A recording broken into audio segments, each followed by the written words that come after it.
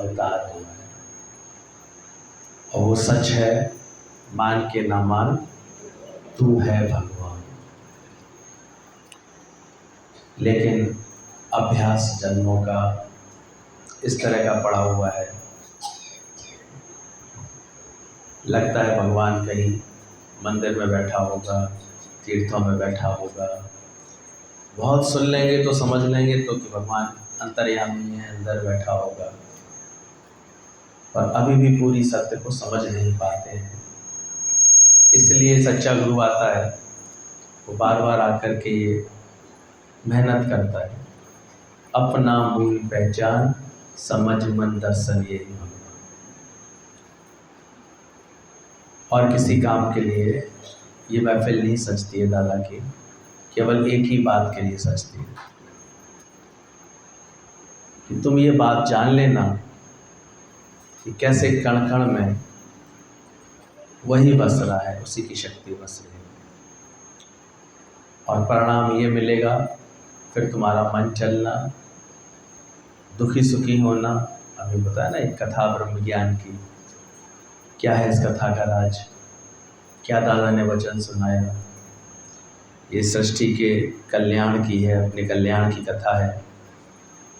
ये काम की, क्रोध की, लोभ की, मोह के, राग द्वेष के, वैर विरोध के, अहंकार के नाश की है। तो आए तो अपना कल्याण जरूर कर जाना। केवल हमारा ऐसा ही बस आना जाना ना रहे, इस समागम में बैठे तो अपना कुछ कल्याण दिखाई दे हमको। समझना जरूर इस बात को। ये भी लेटर जो सबको मिला होगा, दादा भगवान के निश्चय की निधि है, इसमें गुरु को समर्पित है। हे सद्गुरु, हे ईश्वर, हे अविनाशी आत्मा, हे वासुदेव सर्वा, अब मुझे यहाँ वहाँ एक ही परमात्मा देखने में आता है, तेरे सिवाय कुछ है ही नहीं। हम भी अपने अंदर में ऐसी ब्रह्माकार वृत्ति को अपने अंदर भरने का, अपने अंदर समझने का भाव जगाएं। हे सद्गुरु, हे ईश्वर, हे अविनाशी आत्मा, हे वासुदेव सर्व। देख करके अच्छा लग रहा है दादा के जिन बच्चों को आज के दिन याद आया कि आज 29 अप्रैल हम सबकी उन्नति का दिन है, सत्य समझने का दिन है। लेकिन फिर मुझे कभी कभी लगता है कि थोड़ी सी बचकानी सी बात हो जाती है, जो अभी तक लोग ये नहीं समझ पा रहे हैं कि दादा ने ये जो अनुभव बनाया अपना, वो नित्य सत्संग से बनाया।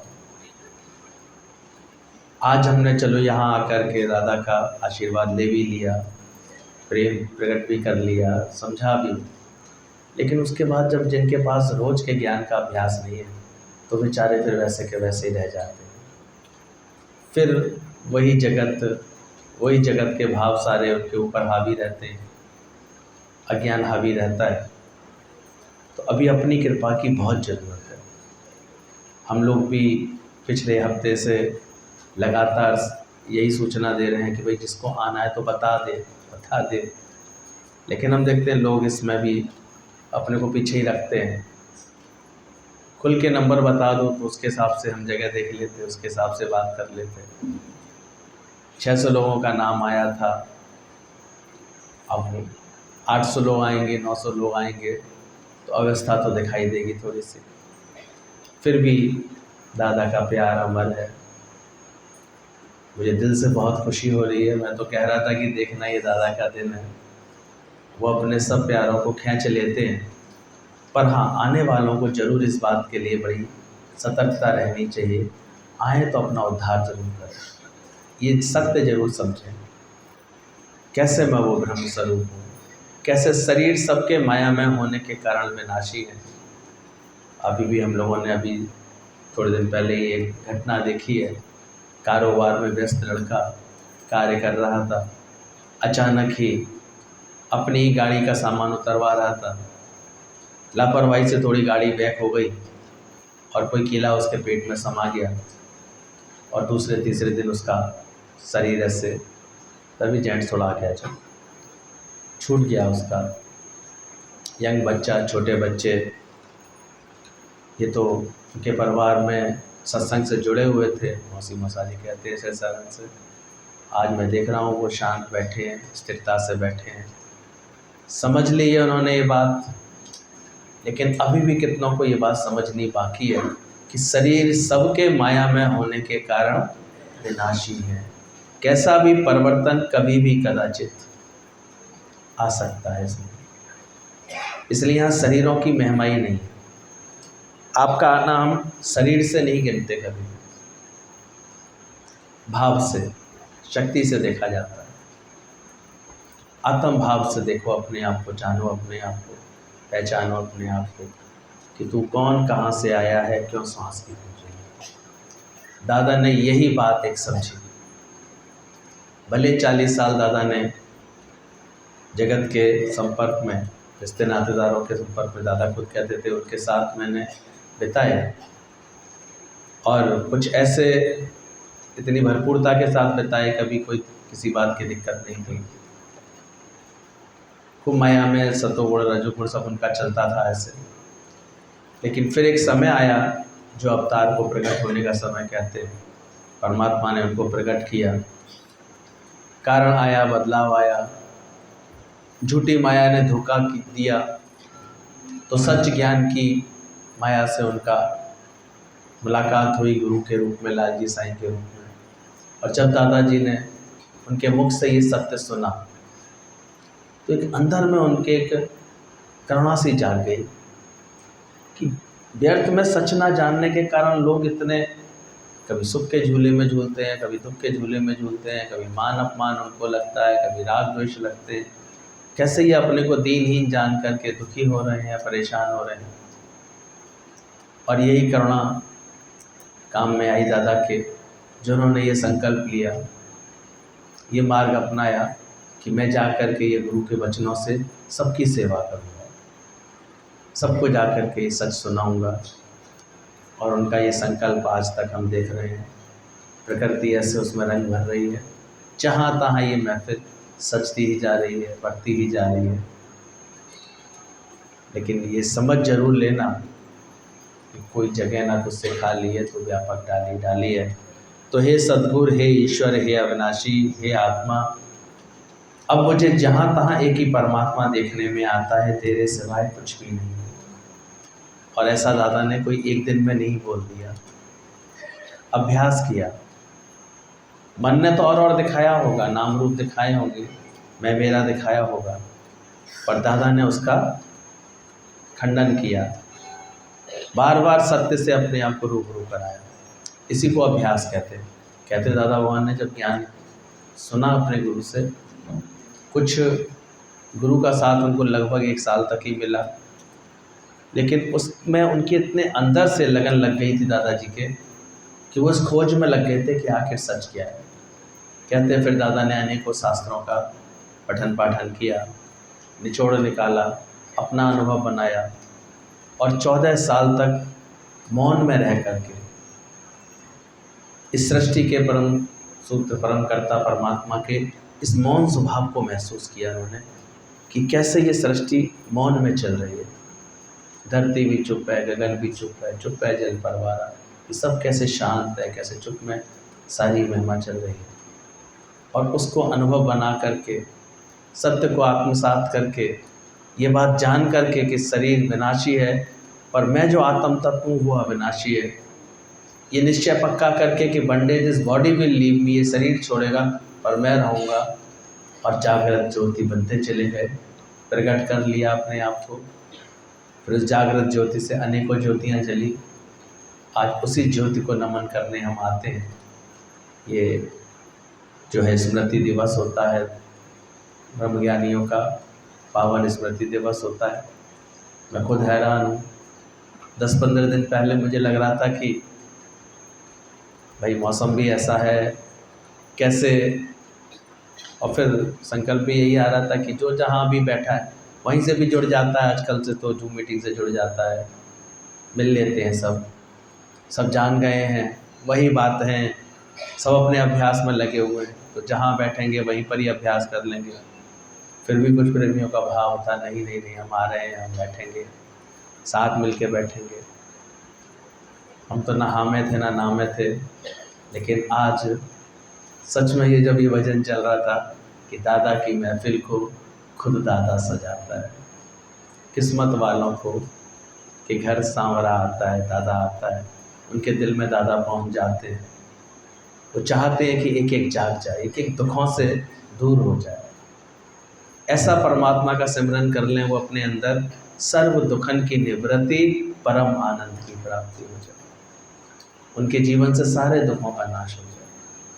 प्रभु के सिमरन दुख ना संतापे, प्रभु के सिमरन काल पर हरे, प्रभु के सिमरन भव ना व्यापे, प्रभु के सिमरन सर्व सुख होए। ये सच्चा सिमरन दादा ने किया और कराया। गुरु वो सिमरन करा देता है जब हम करना चाहें, जो हम करना चाहते हैं तो ये सिमरन करा देता है कि भव ना व्यापे। अब तुमको संसार व्यापेगा नहीं, साक्षी भाव आता जाएगा, धीरे धीरे देखने वाले बन जाओगे, हर घटना के हर बात को जानने वाले बन जाओगे। और ये ज्ञान अंदर ही अंदर समझ में आ जाएगा, जो दिखे सो सकल विनाशी, परिवर्तनशील है, एक दिन बदलेगा ही बदलेगा। शुक्राना करें हम कि गुरु ने भी अपने निश्चय रूपी निधि में ये बोला है कि मुझे जहाँ तहाँ एक ही परमात्मा देखने के आता है, तेरे सिवाय कुछ है ही नहीं। तुमने नाम रूप के वस्त्र धारण कर कर अपने को छुपा कर जगत को साकार रूप में मोहित किया है। हे निराकार, तुम कैसे साकार बन करके आए हो। अभी चितवल देखूं उज्ज्वल प्यारा। दादा ने आगे वादा दावा किया है कि अब नाराज मुझे कोई नहीं देखेगा, कभी भूल करके भी असंतुष्ट नहीं होऊंगा, प्रारब्ध के अनुसार जो हो रहा है वो सिर आंखों पर रखूंगा। देह का भान बुला करके अकर्ता मुक्ति की प्राप्ति होने पर अब तुम्हारे साथ समझौता किया है कि प्रारब्ध के अनुसार जो कुछ होगा उसे सिर माथे रखूंगा। हम भी अपने गुरु से ये कला सीख लें। तेरा भाणा मीठा लागे, जो तुध भावे साईं भले का। क्योंकि ज्ञान का मतलब ही है प्रकाश का आ जाना। जब प्रकाश आ जाता है तो फिर ठोकर नहीं लगती। अंधेरे में जाएंगे आप, अंधेरे कमरे में आप ठोकर खाएंगे। जब ज्ञान आ जाएगा आपके जीवन में तो कोई भी ठोकर लगना बंद हो जाएगी, परेशानी लगना बंद हो जाएगी। दादा ने बोला कभी भूल कर कभी असंतुष्ट नहीं होऊंगा। क्या हालत है दादा के बच्चों की? प्रॉमिस है, हालत आए मिट ना पाए, कुछ भी डॉक्टर बोले, कुछ भी शरीर में घटे बढ़े, ऐसा महसूस होगा कि जिस समय तुम्हारा शव पड़ा होगा ना, तब भी उससे ये आवाज़ गूंज रही होगी, हालत आए मिट ना पाए। ऐसा दादा जगाना चाहते हैं। One day this body will leave me. घबराते हैं बच्चे, अरे ये रिपोर्ट में ये निकल रहा है, ये बात ये हो रही है। बनी रहना, शरीर है पंच तत्वों का, पंच भौतिक तत्वों से बना हुआ है। कोई भी तत्व का हेर फेर होगा उसमें परिवर्तन आएगा। कैसे माया की बातें, मरने जीने की बातें, कैसे दादा भगवान ने एकदम जैसे भुला दी है, ऐसे अंदर से मिटा दी, समझ दे दी है। और मैंने देखा है जैसे जैसे ये पॉजिटिविटी आ जाती है, ये बात समझ में आ जाती है कि मैं ना मरवो संसार, मोहे मिले हो जिया मरदान। मुझे ऐसा सद्गुरु मिला है, अरे मेरा नाश थोड़ी होगा, मैं जो आत्म स्वरूप हूँ उसका तो नाश हो ही नहीं सकता है।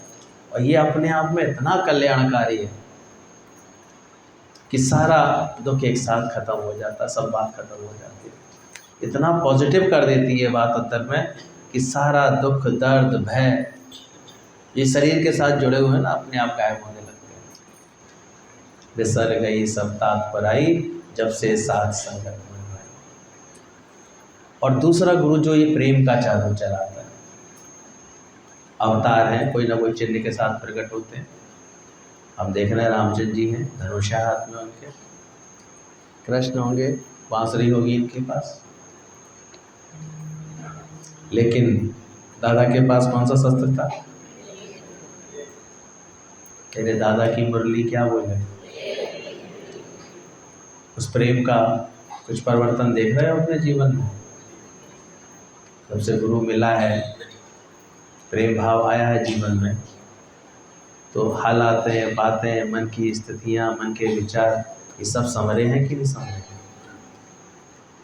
प्रेम कैसे संवार देता है? मेरे दादा की मुरली क्या है? बोले प्रेम प्रेम। ये बांस की लकड़ी क्या है? बोले बस ये प्रेम बोलती है। पहले जरा जरा बातों पे अपने को तुनक जाते थे, मिनक जाते थे, बुरा मान लेते थे, खराबियाँ देखते थे। अभी एक उंगली किसी की तरफ उठाने से तुरंत दादा का वचन याद आता होगा, ये देखो तीन उंगली किधर मुड़ गई। कोई बुरा नहीं है भले मन के बस। अभी जितवल देखो मुतवल प्यारा, ना कोई वैरी मीत हमारा। जिधर देखो भगवान कोई है, तेरा ही पसार है। तो कैसे ये करिश्मा कर देता है दादा का ये ज्ञान, कि हमारे अंदर से सारी कालमा साफ कर देता है। अभी बीच में एक अच्छी सी बात सब पढ़ने में आ रही थी, कैसे एक बच्चा डेमोन्स्ट्रेशन दिखा रहा था कि एक जार था, उसमें उसने बोला दुनिया में रहते रहते आए तो थे हम शुद्ध स्वरूप, आत्म स्वरूप आए थे, आनंद स्वरूप आए थे। शुद्ध पानी उसने रखा था, साफ पानी रखा था, और उसके बाद अचानक देखा थोड़ी थोड़ी मिट्टी को एक एक चम्मच डालता गया। तू जीव है, तू माँ हो, तुम बहन हो, तुम्हारी ये जिम्मेदारी है, तुम्हारी ये ड्यूटी, ये सारी नकारात्मकता, हमको ब्रह्म भाव से दूर करने वाली सारी नकारात्मकता दुनिया के संपर्क में आके हम डालते रहते हैं। इसलिए तो देखो धीरे धीरे अंतःकरण जो हमारा शुद्ध परमात्मा के, छोटे बच्चे के अंदर से एक ओम तत्व निकलता है, कितना निर्मल स्वभाव होता है उसका, कितना प्रेम का स्वभाव होता है, और धीरे धीरे कितनी गंदगी हम सबके मन के अंदर आ जाती है, नकारात्मकता अंदर में आ जाती है, ईश्वर भूल जाता है, सब बनना बनाना शुरू हो जाता है, और उसी में फिर निहित स्वार्थ आ जाते हैं, टकराव शुरू हो जाता है, भेदभाव शुरू हो जाता है। वास्तव में जब बर्तन का पानी इतनी मिट्टी डाल दी गई तो एकदम काला हो गया। उस काले पानी के साथ हम अपनी प्यास कैसे बुझा पा रहे थे? बुझती नहीं थी प्यास, पीने का ही मन नहीं करता था। जो अंदर परमात्मा से हमारी प्यास बुझती वो कैसे बुझती? मैला हो गया था सारा अंदर में, इतना मैं, मेरा, तेरा, पिंगड़ी सिंगड़ी, हेरा फेरी, जगत जंजाल, इसकी वैल्यू ज़्यादा, इसकी वैल्यू कम, मुझे ही कम क्यों, मुझे ही ज़्यादा, ऐसे अनेकों विचार, नकारात्मक विचार जब इस मन के अंदर भर गए थे तो ये कैसे साफ होता, कैसे हम अपनी प्यास बुझा पाते? कभी कभी संकल्प आता था, शांति पाने के लिए तलाश होती थी, मंदिर ठिकाने भागते थे, गुरुओं के आश्रमों में भागते थे, तीर्थों में भागते थे। वो उसी प्रयास की तरह था कि नकारात्मक उसका पानी का कालापन दूर करने के लिए एक गिलास पानी और डाल दो उसमें, चलो अब शायद अब साफ होगा, पर वो साफ होता ही नहीं था। बट्टी इतनी आसानी थोड़ी निकल जाएगी। ये तो कभी दादा भगवान जैसा गुरु मिल जाता है, वो एक उपाय कर देता है, कहता है चलते हुए पानी का पाइप इसमें डाल दो, तेजी से बहता हुआ पानी का फ्लो जब इस जार के अंदर डाल दोगे ना, तो फिर क्या हुआ, पानी इतना गया उसके अंदर, इतना गया कि एक दिन सारा कालापन उसका कैसे बह गया, निकल गया। और अब जार में कैसा पानी रह गया? साफ पानी रह गया। चाहते थे हमारा मन नेगेटिव से पॉजिटिव हो जाए, चीज़ अंदर से जैसे गुरु का है हर समय आनंद रूप है, हम भी आनंद स्वरूप क्यों नहीं हो सकते? पर तरीका ये था कि दादा ने समझाया, इसको गुरु के नल के नीचे, ज्ञान के प्रभाव के नीचे बैठा दो, और जो भी इस बात को समझ गया है, सुबह यहाँ, शाम कहाँ पर है, फिर यहाँ पर। इतना फ्लो है दादा के, इतना ज्ञान सुनाया जाता है, इतनी ये बात पर बार बार प्रहार होता है, बार बार बात समझाई जाती है कि आखिर ये मन जो है छोड़ने को तैयार हो जाता है। अपनी सारी नकारात्मकता, सारी किसी को भी देख करके नेगेटिव होता है, वो चीज़ें धीरे धीरे छूटने लगती, और इसका आपको भी नहीं पता लगता कब दादा ये ठीक कर देता है। तो आज ये शुक्राने करने का दिन है दादा के पास आकर के, कि राम करे ऐसा हो जाए, दादा घट में प्रकट हो जाए। वो परमात्मा आज मेरे घट में प्रकट हो जाए। मांग लेना दादा से दादा कोई, उन्हीं की समझ लेकर के जाना अपने अंदर और चाह कर के देखना, एम आई क्लीन, क्या मैं साफ हुआ? Be you as pure as holy as humble as your father is in heaven. दादा का एक एक वचन करोड़ों का है। दादा चाहते हैं कि बी यू एज प्योर, इतने पवित्र हो जाओ, इतने शुद्ध हो जाओ, एज होली, इतनी पवित्रता के साथ। बोला ना बगला बन करके आज सब सफ़ेद ड्रेस में और सुंदर जच रहे हैं। You as pure as holy as humble, इतना निमाड़ा हो जाओ। किसका अहंकार करते हो? किस बात का अहंकार पाल रखा है? क्यों अपने को कुछ बनाते हो? अरे बनना ही तो अज्ञान पड़ा, चाहे जीव बनो चाहे बनो। ऐसे वचन दादा ने सुनाए और सच में जो धीरे धीरे अपने ममता को, अपने कर्तापने को, अपने अहम भाव को भूलता चला जा रहा है, इसके अंदर से एक आनंद स्वरूप उसका प्रकट होता जा रहा है। तो लग जाना, कार्य अधूरा ना छूटे। खुद अंदर से ये आवाज़ आए कि हाँ, गुरु की कृपा से कैसे मैंने अपना सारा जो है ये हटा लिया है, सारा कर्ता भाव हटा लिया है, सारी ममता हटा ली है, सारा मेरा अहंकार मिट गया है सब से। बिसर गई सब तात पर आई, जब से साथ संगत में भाई। तो ये जो फिटिंग अच्छे से लगा लेना, चूकना नहीं। इतना पानी अपने अंतःकरण में डाल देना, इतना ज्ञान का रोज अभ्यास कर लेना कि अपने आप निर्मल हो जाए। कोशिश करके देखना, उस पानी को जो अनेक प्रकार की दूषित ऐसी प्रदूषण आ गया था, वो गंदा हो गया था, साफ करने का एकमात्र उपाय यही बचता है कि उसमें इतना हम अच्छी बातें डाल दें, ज्ञान की बातें इतनी डाल दें, ज्ञान से भरते जाओ अपने आप को। दादा ने यही किया। अब देह भान भुला करके अकर्ता मुक्ति की प्राप्ति होने पर अब समझौता किया है कि प्रारब्ध अनुसार जो कुछ हो रहा है उसे सिर्फ आँखों पर रखता हूँ, कभी भूल कर के भी असंतुष्ट नहीं होऊंगा। जो तुझ भावे साईं भली का, नाराज मुझे कभी कोई भी नहीं देखेगा। संकल्प करो आज के दिन कि हे गुरु, मेरे चित्त से, चरित्र से ये जो नाराज होता हूँ ना घड़ी घड़ी में, किसी के व्यवहार से, किसी के स्वभाव से, कभी किसी कमी बेसी से, कभी किसी बात से, अंदर से नाराज मतलब नेगेटिविटी, राजी नहीं है, खफा हो गया, अंदर से मन चिड़चिड़ा गया, उत्तेजना में आ गया, ऐसे परेशान हो गया, चलिए मेरा छूट जाए। इतनी मैं अपनी आत्मा की मस्ती में आ जाऊँ, इतना अंदर से मेरे को अभ्यास हो जाए कि एक सेकंड के बाद मेरी राजगद्दी छूट गई थी और वनवास मिल रहा था, राम के अंदर कोई विच्छेदता नहीं। तुरंत अपना मन में उस बदलाव के साथ जोड़ लूँ जो परिवर्तन आ रहा है जीवन में। तेरे फूलों से भी प्यार, तेरे कांटों से भी प्यार, जो भी देना चाहे दे दे करता, भगवान तू जो देना चाहे वो दे दे। तो सच में नाराज मुझे अब कोई नहीं देखेगा, वाह वाह भूलता नहीं है, सतनाम आरसी है। गुरु के रूप में एक आरसी आ जाती है हमारे हाथ में, एक शीशा आ जाता है।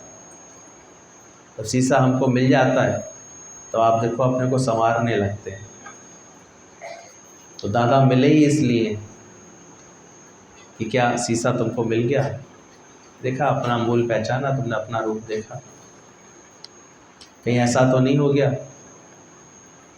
कि जो बचपन में उसमें भगवान देखा जा रहा था, 25 साल का होने के बाद उसमें एक असुर को देखने आ गया, लोग दुनिया वाले असुर को देख रहे हैं। संगत से अपने जीवन को संवारें। ये जो अमृत हमको गुरु से मिलता है रोज रोज, इसको पी करके अपनी रहनी सहनी बदलें। रोज अपने जीवन में देखें बदलाव आया, क्या मैं शांत हुआ, मेरा कुड़कुड़ करना, फालतू बोलना, फालतू झिकना, टोका टाकी करना, बुराई भलाई में पड़े, ये सब छूटता जा रहा है कि तब तो दादा का बच्चा हम बनेंगे। इसलिए यहाँ पर केवल परिवर्तित होते जाओ, बदलते जाओ, बदलते जाओ। ये बदलाव के लिए आते हैं ना। चाहा गई मोह छोड़ करके सबको मैंने प्रेम की नज़र से देखा है। दादा कहते हैं तुम भी ये मोह छोड़ो और प्रेम की नज़र अपनाओ। ये झूठे मोह के फंदे क्यों फंसता है इसमें बंदे, तो मान या ना मान अपना कोई नहीं। ये छुड़ा देता है। कहते हैं दादा भगवान का जब शरीर थोड़ा ऐसे हुआ, एक दिन वो पूरी तरह से अपना चदरा ओढ़ करके ऐसे मौत का साक्षात्कार किया उन्होंने रुद्रपुर में। सब प्रेमी थोड़े चिंतित हो गए कि क्या हो रहा है, क्या हो रहा है, क्या होने आ रहा है। 3-4 घंटे तक बिल्कुल ऐसे शांत, एकदम ऐसे लग रहा था सांस भी इनकी रुक चुकी है, ऐसे बैठने के बाद। और फिर प्रकट होकर के मुस्कुराते हुए कहते हैं अभी थोड़ी सेवा बाकी है। फिर सबको प्यार देने में लग गए। तो ज्ञानी कितना जीते जी अपने को देह से अलग करता है। अभी अंदर से दुख लगना चाहिए कि मैं टके पैसे के नाम रूप के लिए इतनी उलझती हूँ, इतना परेशान होती हूँ, मुझे ऐसे क्यों बोल दिया, मुझे ऐसे क्या कैसे कह दिया, ये क्यों हो गया, ऐसे कुछ। जो बनाए सो सहते हैं, हम प्रेम नगर में रहते हैं। ज्ञान का मतलब ये, फिर जैसी हालत आई है, जैसी बातें, हर बात में हम राजी रहते हैं। कैसा भी परिवर्तन आ जाए, कैसी बात आ जाए। यही है, दादा ने बोला तुम भगवान को क्यों मानते हो। एक बार दादा ने प्रश्न पूछा, सबने बोला भगवान इतना दातार है, इतना सब कुछ देता है हमको, इसलिए भगवान की महिमा करनी चाहिए, भगवान की स्तुति करनी चाहिए। दादा सबका सुनते रहे, सबके अपने अपने अनुभव से बोल रहे थे। लास्ट में एक ने कहा दादा आप तो बताइए हमको भगवान को क्यों मानना चाहिए। किसी ने कहा भगवान ने हमको मनुष्य दही दी इसलिए हम भगवान को पूछते हैं। दादा ने मुस्कुरा के कहा इसका मतलब जो मनुष्य नहीं बने वो तो पूछेंगे भगवान को। किसी एक बात का तुम शुक्राना मानोगे तो फिर जरूर जो दो बात किसी के साथ नहीं होगी वो फिर उसमें परेशान होगा, कहेगा भगवान ऐसा मेरे साथ क्यों नहीं किया, झगड़ा हो जाएगा। किसी ने पूछा दादा फिर आप बताइए हमको भगवान का शुक्राना क्यों करना चाहिए, थैंक्स क्यों करना चाहिए। दादा ने कहा हमको ईश्वर का शुक्राना सिर्फ इसलिए करना चाहिए, इम्पार्शियल जस्टिस। वो ईश्वर ऐसे उसने व्यवस्था बनाई हुई है कि उसका बिल्कुल इम्पार्शियल जस्टिस है। मूर्ख को मोचड़ा, लुच्च को लपाट, मेहनत वाले को मेहनत का फल, ये सब उसको अपने आप उसकी प्रकृति में सब मिलता रहता है। बिल्कुल इम्पार्शियल जस्टिस है उसकी, इसलिए मैं भगवान को मानता हूँ। मतलब कहीं भी कुछ भी मुझे खराब दिखे ही ना जगत में। ईश्वर कहीं कुछ गलत कर ही नहीं रहा है, वो जो कर रहा है बहुत अच्छा कर रहा है, जिसको जैसे दे रहा है, जो पहुंचा रहा है, जो बात बन रही है जिसके साथ, जैसे वो परमात्मा की मेरे बहुत बड़ी कृपा हो। Thy will be done, O Lord, Thy will be done। परमात्मा तेरी इच्छा पूर्ण। ऐसा जब समर्पण आ जाता है तब परमात्मा की भक्ति आती है। और दादा ने ऐसी भक्ति करना सिखाया कि चाह गई चिंता मिटी, मन हुआ बेपरवाह, क्योंकि ईश्वर इच्छा से सब हो रहा है। भगवान तेरी इच्छा चले, मेरी इच्छा ना चले।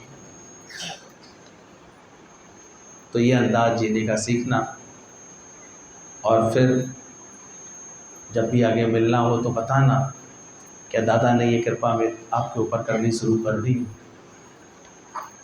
इसके लिए श्रद्धा प्रेम रखना बहुत आवश्यक होता है। जो भाव रख के, प्रेम रख करके आए हैं आज, उमंग रख करके, इसका फल जरूर लेकर के जाना अपने जीवन में। ये परिणाम निकल के आना चाहिए। आज हम सबके सामने आदर्श हैं श्याम भगवान, कैसे अभी तक माउंट आबू में धुनी रम रही है, कितने प्रेमी फिर आज पहुँच गए हैं उनके पास। फिरोजाबाद से भी यंग लोग, बच्चे लोग पहुँच गए हैं, मिल रहे होंगे सब। सुबह दीदी लोगों से भी बात हुई, कह रहे हैं यहाँ भी मेला लगा हुआ है गौरव, बहुत लोग पहुँचे हुए हैं, अच्छा लग रहा था। उन्होंने बोला, मैंने कहा दीदी बस जल्दी पहुँचता हूँ। वो भी जानती हैं कि यहाँ भी कुछ लोग नहीं मानेंगे, वो लोग मिल के बैठेंगे, दादा की याद में करेंगे। खुश हो रही थी बहुत, उन्होंने बताया कि ऐसे ऐसे आज वहाँ मंदिर में बैठने का बनाया है भगवान। लेकिन अंदर से लगता है कि जहाँ तहाँ कैसे ये दादा का ही, दादा अनेक मुख से आकर के ये कार्य करते, अनेक रूप में आके कार्य करते। आप अकेला सब करे, घट में लहर हो जाए, वो ये कार्य कर रहे हैं। खुद हम देखते हैं समय पर, कभी उन दिनों को याद करते हैं। सालों साल 29 अप्रैल 7 जून का एक ही मतलब था, लखनऊ। दौड़े आते थे, मिलते थे। गुरुजी भी फिर इंतजाम करते करते हर बार नया एक व्यवस्था, नई जगह ढूंढते हुए सब कर लेते थे, क्योंकि जानते थे इतना आकर्षण हो गया था, इतना गुरु के पास दौड़ने का मन करता था, आने का मन करता था। वो भी दिन याद आते हैं, कैसे फिर ढूंढ ढूंढ करके पूरे दिन का मेला लगता था, दादा के भजन याद निकालते थे। फिर कभी कभी लखनऊ से, बम्बई से भी कुछ लोग आते थे, वो अपने अनुभव सुनाते थे, कैसे ये कब से ये सिलसिला चल रहा है, बी नथिंग होकर के ये ज्ञान है। अगर कभी कभी हम लोग बोलते हैं तो ये अहंकार नहीं समझना कि ऐसा सत्संग वास्तव में नहीं मिलेगा, ऐसा सच्चा सतगुरु, ऐसा पूर्ण धनी साईं, ऐसा निष्काम भाव से ज्ञान देने वाला, जिसके वचनों में ऐसा अनुभव है कि श्रवण करें दादा के वचन और अंतर्मन ना बदले, ऐसा होता ही नहीं। क्योंकि सच बताया है, कहीं अटकाया नहीं, कहीं बाहरी किसी भेदभाव में नहीं रखा, सीधे सच लगा दिए, सच सुना दिया दादा ने कि तू ब्रह्म स्वरूप है, तू आत्म स्वरूप है, अपना मूल पहचान। बोले अब जो है क्रोध केवल मन को मारने में लगा दिया है, मन अमन हो गया है, लोभ दिन रात सत्संग का रखा है। ऐसे अनुभव से ज़्यादा नहीं है, लोगों को सच सुनाया है, ज्ञान सुनाया है। कैच करते जाना, गुरु के प्रेम को निरंतर अपने जीवन में बढ़ाते जाना। है ज़रूरत प्रेम की भगवान पाने के लिए, दिल का दर्पण साफ करना है बस, उसे बिठाने के लिए। क्योंकि चतुराई से नहीं कभी किसी को चतुर्भुज मिला है, भोले भाव मिले रमन। और जैसा तुम अपने जीवन में परिवर्तन करोगे वैसा ही तुम्हारा फ्यूचर।